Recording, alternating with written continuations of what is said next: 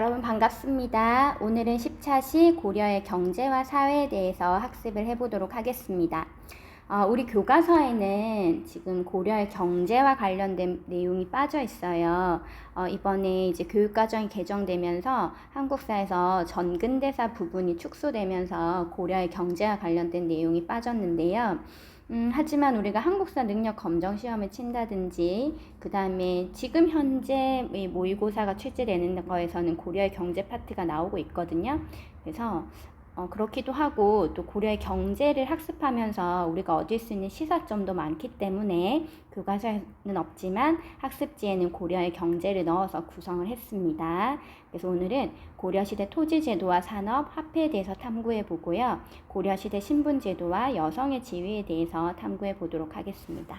자, 먼저 탐구활동 1번은 고려시대 토지제도의 종류와 특징을 탐구해 보는 거예요. 빈칸 1번을 보시면 태조 시기에 공신들에게 농공 행상을 기준으로 지급한 토지가 있어요. 건국 과정에서 기여한 공을 의논해가지고 이제 태조가 고려를 세웠을 때 공이 있는 공신들한테 이 토지를 나눠줬거든요. 이때 토지 제도를 뭐라고 하냐면 우리 태조 시기 할 때 배우기도 했는데 역분전이라고 합니다. 역분전. 태조 시기에 나눠준 토지는 역분전이고요.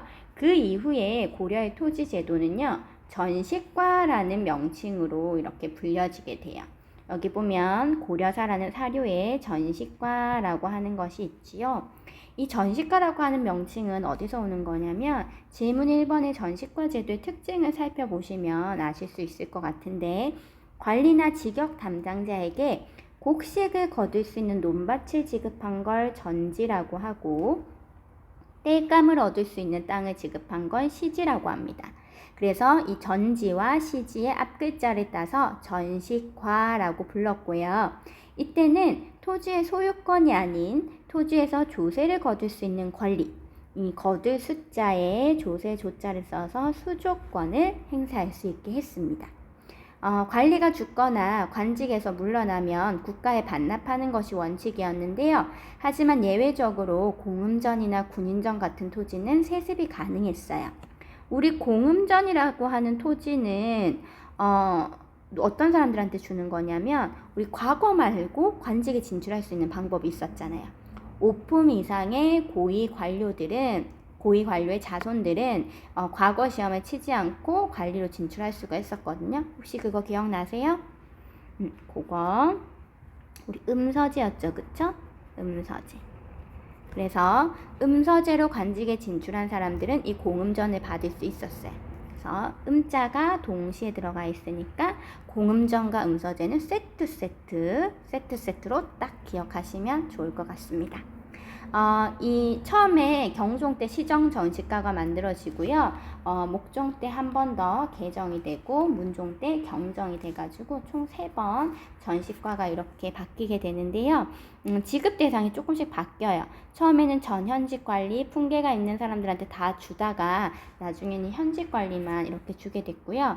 처음에는 인품과 관직이라는 조금은 모호한 주관적인 기준으로 지급을 했다면 나중에는 관직의 높낮이를 따져가지고 지급하기도 했습니다. 그런데 이제 세습 때는 토지가 많다 보니까 계속해가지고 토지가 줄어들어서 나중에 현직 관리에게만 지급을 했던 거죠. 그런 특징 같은 거 알아두시면 좋을 것 같고요. 그냥 고려시대의 토지가 전식과다 요 정도만 기억하셔도 좋을 것 같아요. 실제로 모의고사에서 전식과를 이렇게 사료로 내놓고 요런 토지 제도가 있었던 나라의 특징을 물어보는 그런 문제들이 많이 출제가 되고 있습니다. 자, 그 다음 탐구활동 2번. 고려시대에 발달한 다양한 산업들과 화폐의 종류에 대해서 탐구해 보자고 했는데요. 먼저 농업에서 좀 선생님이 여러분 좀 기억했으면 좋겠다라고 뽑은 것은 바로 이 간척이에요. 간척. 그럼 간척이 뭔가요? 그렇죠. 간척은 바다를 메워가지고 땅을 만드는 게 간척이에요. 그래서 이 고려시대에 그 몽골이 침입했을 때 강하도로 수도로 옮기게 되잖아요. 그때 이제 간척 사업을 해가지고 땅을 이렇게 바다를 메워가지고 땅을 만드는 모습을 보이거든요. 그래서 고려시대는 개간과 간척을 장려했다는 거. 우리 지금 실제로도 우리 주변에서 간척이 된 사례를 많이 볼 수 있거든요. 특히 우리나라는 일제강점기 때 일제강점기 때 일본 사람들이 간척 사업을 이렇게 좀 해가지고요. 우리 그 부산역 있죠, 부산역. 부산역 있는 요 일대가 거의 다 간척 사업으로 이제 만들어진 땅이라고 보시면 되고, 그 용호동에 가면 지금 메트로시티라는 아파트가 있는 그 단지 있죠. 용호동 일대도 간척 사업이 진행됐고, 특히 요즘에는 명지 지역을 중심으로 해가지고 간척 사업이 활발하게 이루어지고 있잖아요. 이렇게 명지도 보면 간척을 통해 가지고 아파트 단지를 짓는 모습을 볼 수 있고, 그 다음에 우리 인천국제공항 있죠. 인천국제공항도 영종도라고 하는 이제 섬을 메워가지고 인천국제공항을 만들어서 그거를 이제 모델 삼아서 부산에 가덕도에다가 이제 신공항을 만들자라고 하는 의견도 지금 나오고 있는 것으로 압니다. 그래서 이런 간척지들 이미 고려시대부터 간척 사업이 이루어졌다라고 하는 거 알아두시면 되겠죠. 요거는 우리 내용에 상관없는 거니까 지우도록 할게요. 그 다음 수공업 보도록 하겠습니다. 수공업 같은 경우에는요, 전기에는 관영 수공업과 소수공업을 중심으로 이제 수공업이 발달하게 됩니다. 여러분, 소하면 뭘 기억하시면 되냐면, 우리 고려시대 특수행정구역이 있었죠. 향, 부곡, 소라고 하는 이 특수행정구역이 있었는데, 이 특수행정구역에 사는 사람들은 신분은 양인인데 일반 백정들하고 일반 농민들하고 다르게 좀 차별 대우를 받아요. 그거 우리 뒤에 사회 파트에 가가지고 살펴보도록 할게요. 소수공업. 그 다음 후기에 사원수공업이라고 하는 것이 발달하게 되거든요. 사원이 뭐냐 하면 절이죠, 절. 여기 보면 비구니라고 하는 단어가 나오기도 하는데 절이에요. 이 고려시대에는 이 사원을 중심으로, 절을 중심으로 이제 수공업이 발달하게 되는데, 그 이유가 뭐냐면은 그 조선시대가 되면 불교를 굉장히 억압하는 모습을 보이지만 고려시대만 해도 불교를 그렇게 억압하지 않아요. 그래서 국가에서 토지를 주기도 하고 노비를 주기도 하거든요. 그리고 귀족들도 이 절에 지원을 많이 하기 때문에 이런 걸 이용해 가지고 다양한 수공업 제품들을 만들 수 있었다고 봅니다. 그래서 특히 우리 문화사회 때도 배우겠지만 고려시대에는 그 국사왕사 제도라고 해가지고 그 승려들 중에서 승려들 중에서 그 존경받을 만한 인물들을 이제 국사왕사 이렇게 해가지고 두는 경우가 있었거든요. 그거 문화사 파트 가가지고 조금 더 설명하도록 하겠습니다. 어쨌든 수공업은 소수공업과 사원수공업이 있었다. 이런 특징적인 것들 기억해 주시면 좋겠어요. 자, 그 다음 탐구활동. 그 다음 뒷페이지로 넘어가시면 빈칸 7번. 가축이나 사람의 배설물을 거름으로 활용하고 초목을 태워서 그 재를 비료로 사용한다. 이렇게 돼 있죠. 이런 걸 뭐라고 하냐면 시비법이라고 그래요. 아무래도 거름을 주면 이제 땅의 힘이, 땅의 지력이 높아져가지고 농사를 잘 지을 수 있잖아요. 그래서 이런 고려시대는 시비법이 발달하면서 휴경지, 그러니까 땅을 이제 힘을 기르기 위해서 쉬게 하는 토지들이 있었어요. 그런 토지들이 줄어들어가지고 농업 생산력이 향상되는 그런 모습을 보여주고요. 이암이라고 하는 사람이 원나라에서 농상지묘라고 하는 농사와 관련된 책을 수입을 합니다.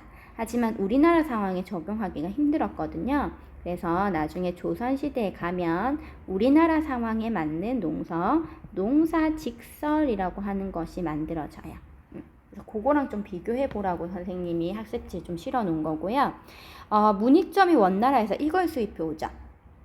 여기에도 있는데 목화. 이 목화로 면을 만들어 가지고 따뜻한 옷이 제작이 가능해요. 그 전까지 목화가 들어오기 전에 사람들 어떤 옷을 입었냐면 삼배라고 해가지고 배로 된 우리 여름에 입는 구멍이 숭숭숭 뚫린 그런 옷 있죠.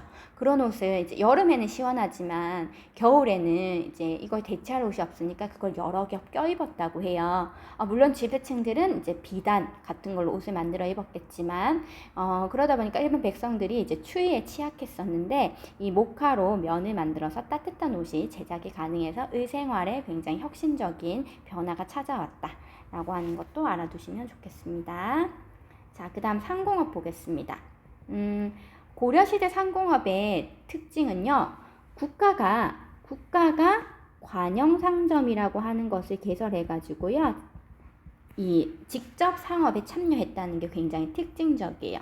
조선시대와 비교해보면 조선시대는 중농억상이라고 해서 농업을 중요하게 생각하고 상업을 천시하는 경향이 있었거든요.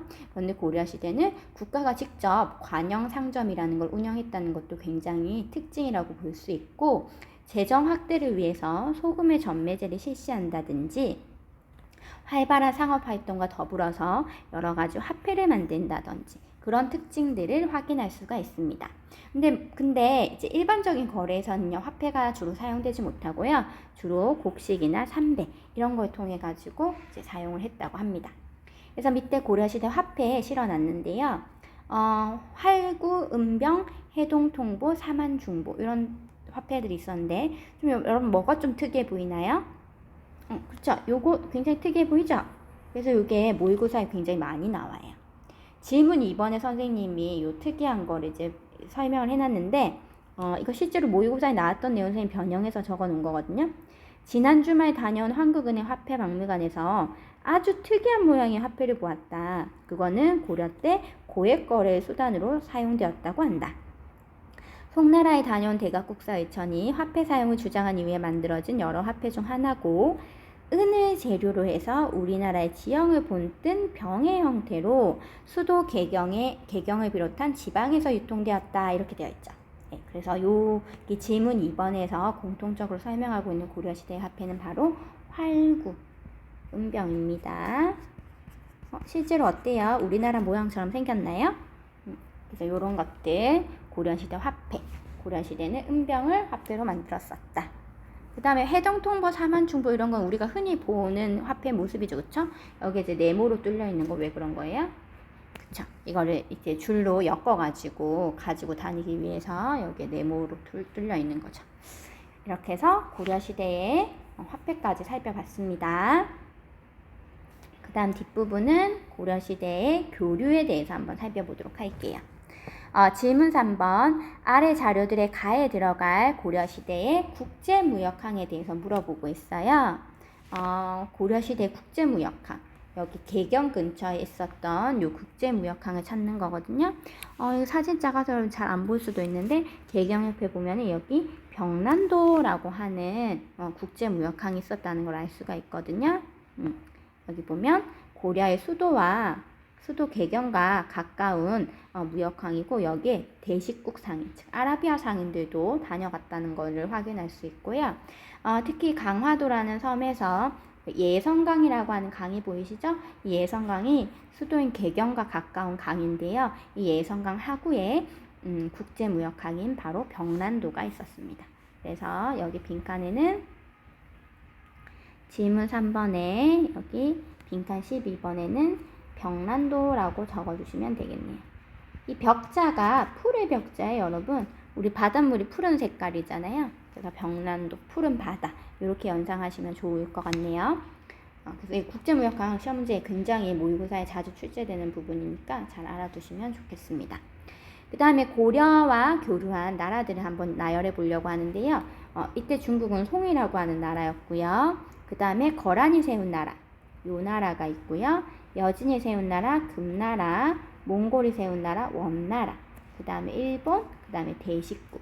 특히 대식국, 아라비아 상인들이 이제 고려 이렇게 부르다가 꼬레아 이렇게 불러서 우리나라가 이제 대외적으로 코리아라는 이름으로 불리고 있죠. 그게 여기서 유래했어요. 그리고 최근에 모의고사에서는 이 마도 해역 해저 유물과 관련한 내용이 많이 나오는데요. 여러분이 이제 제시문만 보면 굉장히 낯설 수 있어요. 우리 교과서에 이제 이런 내용이 없어가지고. 그런데 문제에서 물어보는 건 굉장히 간단하거든요. 고려의 국제무역항인 빈칸 가가 뭐가 들어가야 되죠? 그렇죠. 병란도가 되는 거죠, 그렇죠. 그래서 고려의 국제무역항인 병란도와 중국 간의 무역로의 중간 기착지로 이제 충남 태안군의 마도 해역이 있는데, 여기가 물살이 굉장히 심해가지고 침몰 사고가 빈번하게 일어났대요. 근데 이제 서해가 보면은 갯벌이 있잖아요. 그러니까 이런 유물들이 갯벌에 이제 파묻혀 있다가 우리가 이제 발굴 기술이 안 돼서 이때까지는 발굴을 못 했는데 최근에는 이제 발굴하는 기술도 조금 업그레이드 되고 해가지고 이 발굴이 됐어요. 그래서 그런 내용들을 중심으로 해가지고 모의고사를 지금 만들어 놓은 거죠. 여기도 보면은 마도선 땡땡땡의 타임캡슐 이렇게 해놓고 마도 3호선은 최씨 무신 정권을 무너뜨린 김준이 집권하던 시대에 난파되었다가 여기 보면 최씨 무신 정권이라는 키워드가 있잖아요. 그래서 마도 해역에 대해서 여러분들이 잘 모르셔도 이런 다른 키워드들을 보시고 충분히 문제를 풀어볼 수 있습니다. 그래서 고려시대 국제무역항은 병란도였다라고 하는 거, 그 다음에 굉장히 다양한 국가들과 고려가 교류를 했었다라고 하는 것들 알아두시면 좋겠습니다. 자, 여기까지가 고려의 경제 파트였고요. 이제 우리는 고려의 사회 파트로 넘어가 보도록 할게요. 고려의 사회에서 먼저 고려의 신분 제도와 각 신분의 생활 모습을 탐구해 보는 걸로 이제 구성이 되어 있는데 이 부분을 선생님이 어떻게 구성을 할까 고민을 많이 했어요. 왜냐하면 우리 이제 교육과정이 바뀌고 교과서가 바뀌면서 교과서에 이제 정호라고 하는 개념이 들어왔거든요. 고려의 신분은 크게 양인과 천인으로 구분되고 양인은 다시 정호와 백정 등으로 나뉘었다 이렇게 돼 있어요. 그래서 요거를 여러분들한테 어떻게 설명을 해줘야 될까 선생님 고민이 많았는데 이 정호라는 개념을 조금 더 들어가기보다는 그냥 이 정호는 고려시대 지배층이구나 이렇게 여러분이 연상하시면 좋겠고 우리가 기존의 고려의 신분 제도를 보통 이렇게 4개로 나눠가지고 살펴봤었거든요. 우리 교과서에는 지금 중류층에 대한 내용이 빠져 있어요. 정호라는 개념을 좀 강조하기 위해서 그런 것 같아요.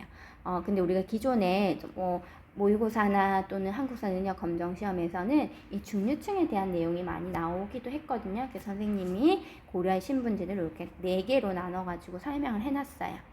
먼저 A 파트에는 이제 귀족, 지배층인 거죠. 요즘에는 고려 시대를 이제 귀족이라고 하는 요 개념도 잘 설명을 안 하는데 왜냐하면 너무 이제 귀족이 지배층이 중심이 됐다 그러면 고려의 개방성에 대해서 좀 설명을 못 하기 때문에 요즘에는 귀족이란 단어도 잘 안 쓰긴 해요. 우리가 선생님이 문벌 귀족, 검문세족 이렇게 이야기는 하긴 했는데 문벌 귀족 대신에 문벌이라는 말만 쓰기도 하거든요.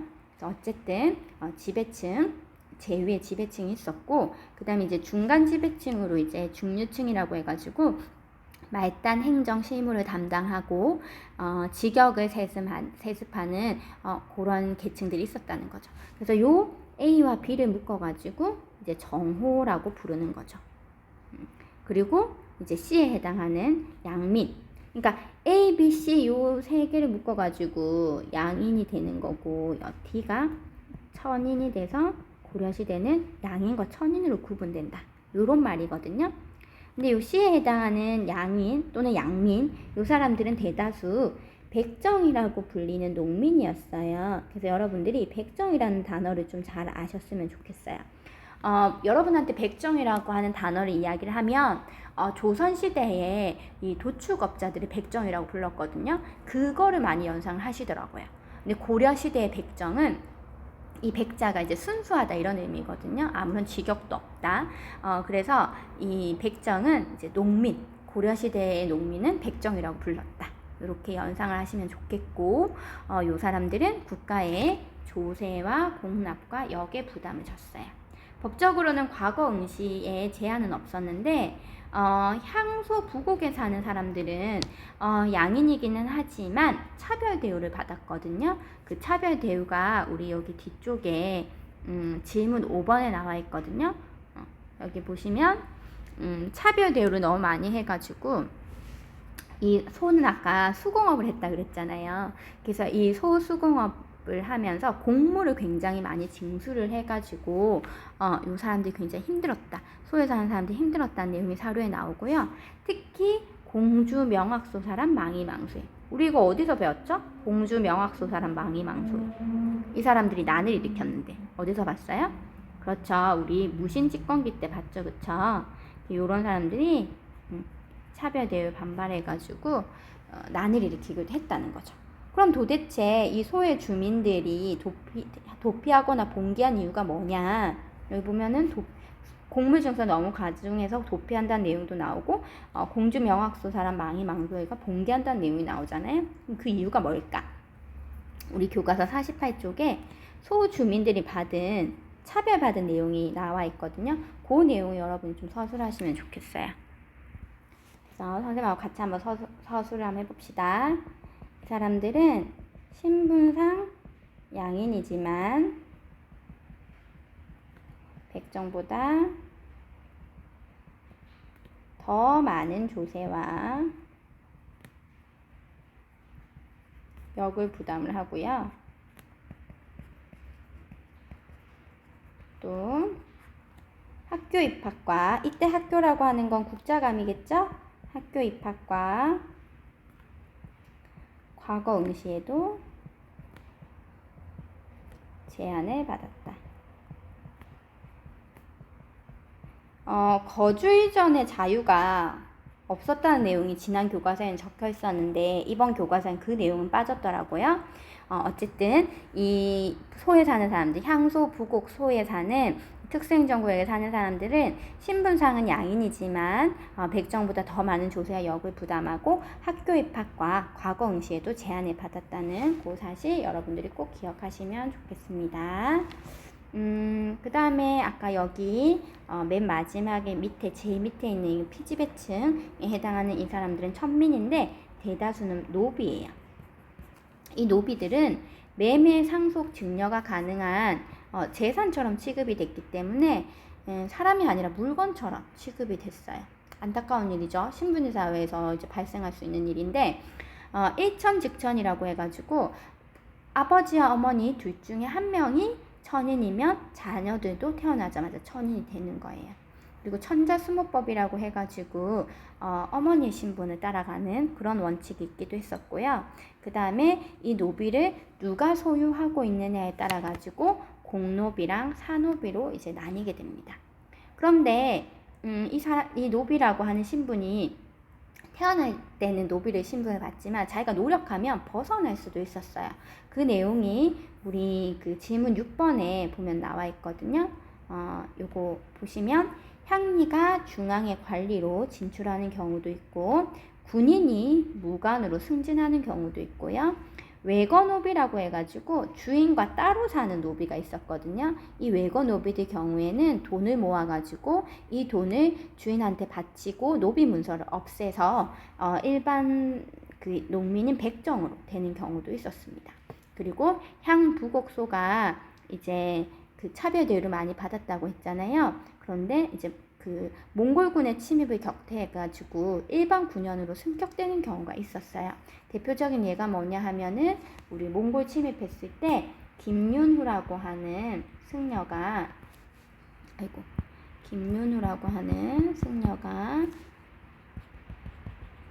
처인부곡민들과 함께 합심해가지고 몽골군에 대항하거든요. 그 이후에 처인부곡이 이제 군현으로 승격되는 그런 사례가 있었어요. 그래서 이런 만화 컷을 봤을 때 고려시대의 신분제의 특징을 뭐라고 설명할 수 있냐면 제한적이나마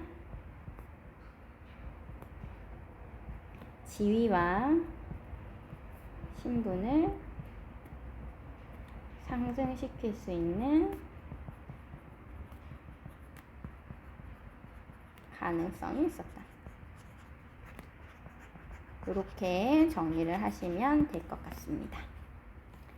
자, 여기까지 했고요. 자, 오늘의 마지막이에요. 오늘의 마지막 탐구활동 5번은 고려시대 가족제도와 여성의 지위에 해당하는 문장의 번호를 골라보자 라고 했거든요. 그래서 먼저 밑에 사료 한번 살펴보고 그러고 내용 확인하겠습니다. 여기 사료를 보시면 이 곡은 고려 여자아이 데려가는 것을 중지해달라는 소를 원나라에 올렸다고 했잖아요. 이게 무슨 말이냐면 이제 원나라가 우리나라의 공무를 이제 요구하면서 공녀라고 이제 선생님이 지금 학교에서 영상을 제작하고 있는데 종이 쳐가지고 갑자기 끊었어요. 종을 그대로 켜둘 걸 그랬나요? 학교 종 굉장히 특이하잖아요. 그쵸? 어쨌든 다시 이어갈게요. 원나라에서 이제 공료를 요구를 하거든요. 근데 이제 이 곡이 뭐라고 하냐면 우리의 풍속은 아들과는 함께 살지 않을지언정 딸은 집에서 내보내지 않습니다. 그래서 부모 복양하는 것은 딸이 맡아서 주관하는 일입니다. 라고 하면서 딸이 부모를 복양하는 그런 내용이 사료에 적혀 있고요. 그 다음 재판을 받은 손변이 부모의 마음은 어느 자식에게나 다 같은 법이다. 어찌 성장하여 이미 결혼한 딸에게만 잘해주고 어머니도 없는 어린 아들에게는 매정하게 하겠는가. 이게 뭐냐면 이제 어머니가 이제 이미 결혼한 딸한테 재산을 엄청나게 많이 물려준 거예요. 그래가지고 이제 아들이 이게 부당하다면서 이제 상소를 올렸어요. 그래서 재판에 맡은 손변이 뭐라 그랬냐면 이제 아들이 너무 어리니까 일단 결혼한 딸한테 재산 많이 주고 어린 아들 이제 잘 보살펴 달라고 하는 그런 부모의 마음이겠지. 부모의 마음은 어느 자식에게나 다 같은 법이지 라고 하면서 타일렀거든요. 잘못을 깨달은 누이가 동생이 서로 껴안고 울었다. 그래서 남매한테 재산을 반씩 나누어 주었다. 이런 사료가 있어요. 그런 걸 봤을 때 우리 조선시대는 거의 남자, 아들, 장자를 중심으로 재산을 상속하는 분위기였거든요. 근데 고려시대에는 그게 아니라 이미 결혼한 딸한테 재산을 많이 주기도 하고 또는 남매에게 아들, 딸 구분 없이 이제 반반씩 나누어 주는 게 굉장히 통용되는 일이었다라는 걸 확인할 수 있는 거고요. 그 다음 여기 가족 관계를 보시면요. 호주가 지금 낙랑궁 부인 최씨로 되어 있어요.